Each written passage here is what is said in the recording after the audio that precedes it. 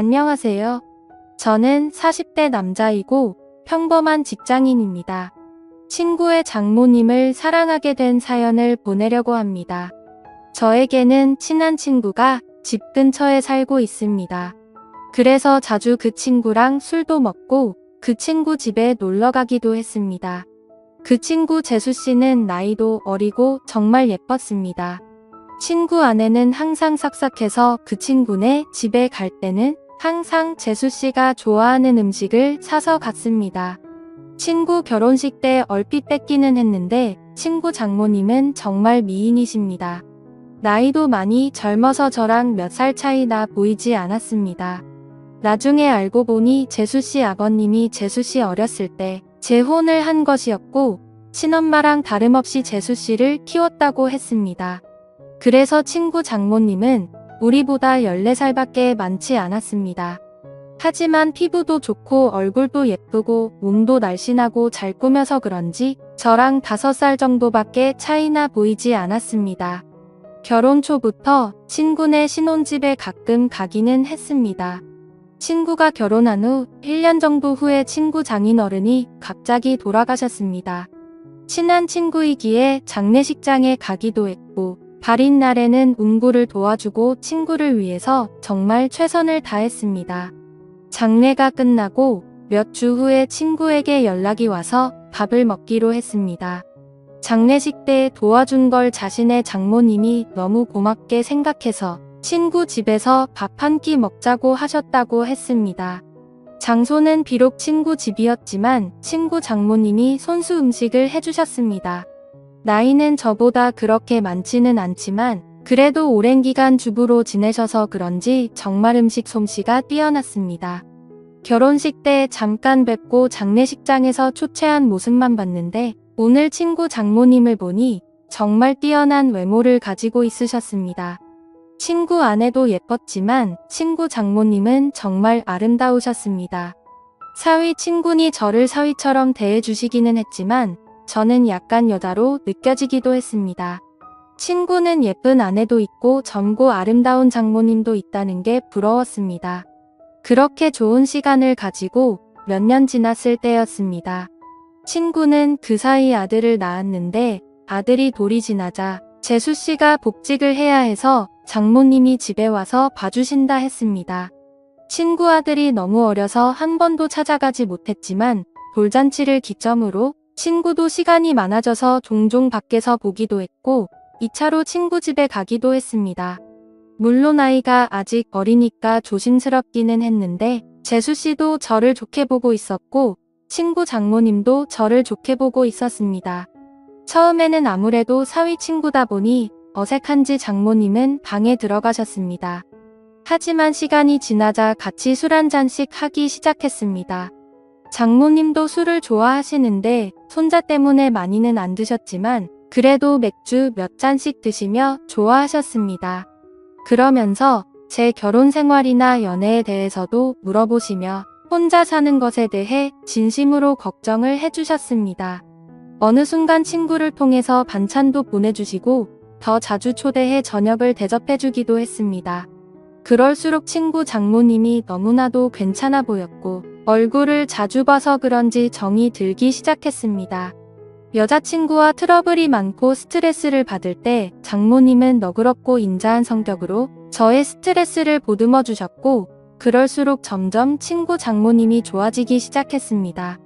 집이라서 편하게 입고 화장도 많이 하지 않은 얼굴이었지만 그래도 너무 예뻐 보였습니다. 여자친구 외모와는 비교가 되었습니다. 그럴수록 틈만 나면 친구에게 연락해서 친구네 집에 놀러 갔고 그러다 보니 더 자주 보면서 친해지게 되었습니다. 여자친구와는 결국에는 헤어졌습니다. 돈을 써서 젊고 예쁜 여자를 만나는 것이 더 낫다는 생각이 들었습니다. 그리고 내 마음의 친구 장모님이 한번 자리 잡고 나니 여자친구가 마음에 들지 않았습니다. 친구 장모님을 따로 만날 기회가 없었고 항상 친구나 재수 씨와 함께 봤기 때문에 제 마음을 표현하기는 힘들었습니다. 어떻게 연락처를 가지고 있기는 했지만 가끔 안부식으로 몇 번 연락을 한 게 다였습니다. 그러다 어느 날 기회가 왔습니다. 친구가 아내와 아들을 데리고 며칠 해외여행을 간다고 했습니다. 장모님에게 같이 가자고 했지만 새 식구 오붓하게 다녀오라며 자신은 좀 쉬기도 하고 친구들도 만날 거라고 했습니다. 저는 그게 기회라고 생각해서 따로 친구 장모님을 만나기로 했습니다. 친구가 여행을 간다고 한날 연락을 했습니다. 친구 여행 가서 혼자 계시느라 심심하지 않으시냐? 그동안 저에게 대접을 잘해주셔서 한번 대접을 하고 싶다고 했습니다. 장모님은 스케줄이 좀 있다고 하셨고 스케줄 없는 날에 그런 맛있는 거 사달라고 하셨습니다. 친구 장모님이 먹고 싶다는 메뉴를 검색해서 일부러 차로 몇십 분 가야 하는 괜찮은 맛집을 알아봤습니다. 장모님도 좋다고 하셨고 제가 차를 몰아 장모님을 태우려고 친구네 집으로 갔습니다. 그동안 친구 집에서 편한 모습만 봤었는데 외출을 한다고 꾸민 장모님을 보니 정말 아름다웠습니다. 누가 보면 정말 40대인 줄 알 정도였습니다. 물론 저를 사위 친구로 생각하시고 편하게 오신 거였지만 저는 꾸민 그녀를 보자 첫 데이트 마냥 심장이 쿵쾅거렸다.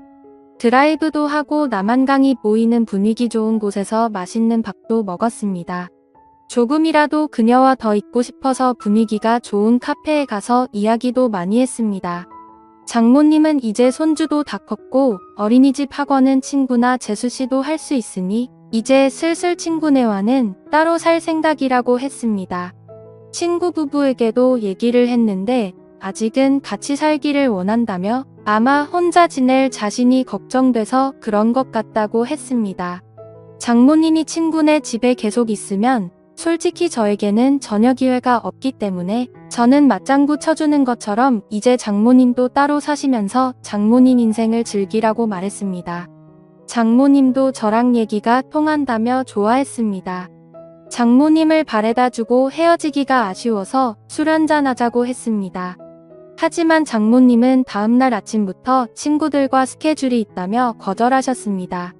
며칠 안 남은 친구네 여행 기간에 시간 되실 때 있냐고 물어봤지만 간만에 혼자 있는 기간이라 스케줄을 다 잡아놨다며 친구 부부가 여행 끝나고 돌아오면 집으로 한번 와서 함께 마시자고 했습니다. 저는 너무나도 아쉬웠지만 계속 들이대면 거부감이 들까봐 그녀를 돌려보냈습니다. 집으로 들어오니 너무나도 아쉬움이 남았고 장모님을 생각하며 스스로 위로를 했습니다. 그 후로 몇 개월 친구네 집에 몇 번 갔고 친구 장모님을 보면서 애틋한 감정은 점점 부풀어 올랐습니다.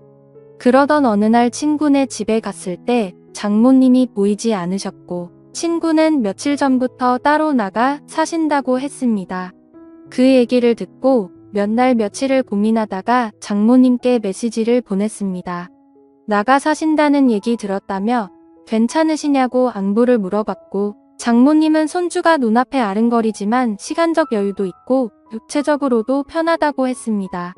이런저런 얘기를 하다가 시간 될 때 같이 식사하자고 했고 그 후로 연락을 더 주고받다가 결국 만나게 되었습니다.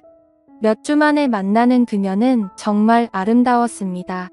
첫 데이트 때보다 더 아름답게 입고 왔고 그 모습에 눈에서 하트가 뿅뿅하는 걸 느낄 수 있었습니다.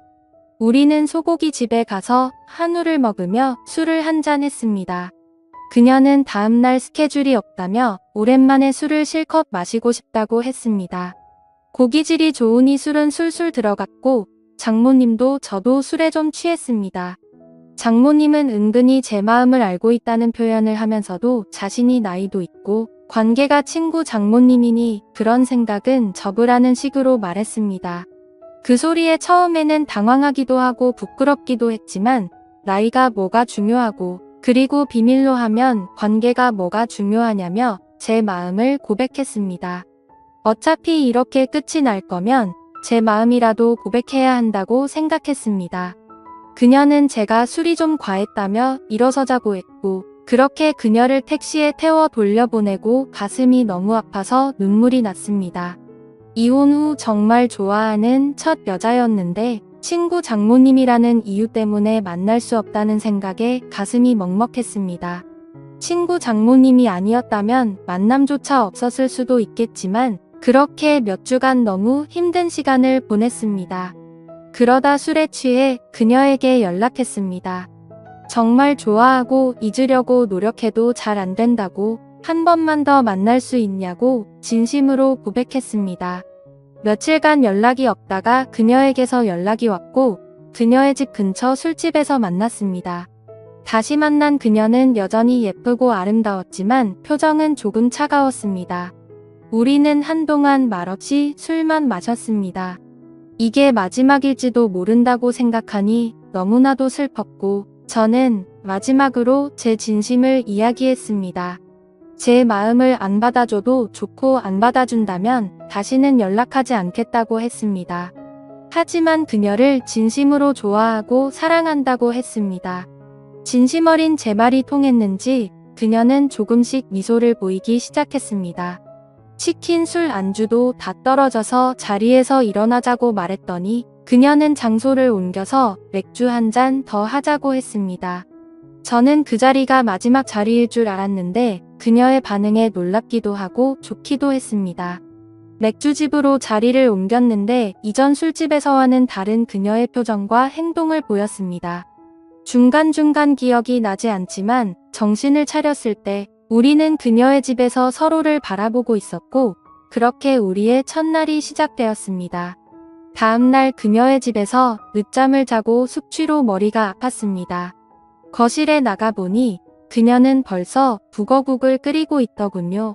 우리는 말없이 밥을 함께 먹었고 연인처럼 대화를 주고받았습니다. 술에 취한 저를 꼬신 건 자신이라며 웃으면서 얘기하더라고요. 장모님은 아름다운 얼굴만큼이나 30대라고 해도 믿을 만큼 몸매도 관리를 잘했었습니다. 얼굴도 몸도 50대가 아니었습니다.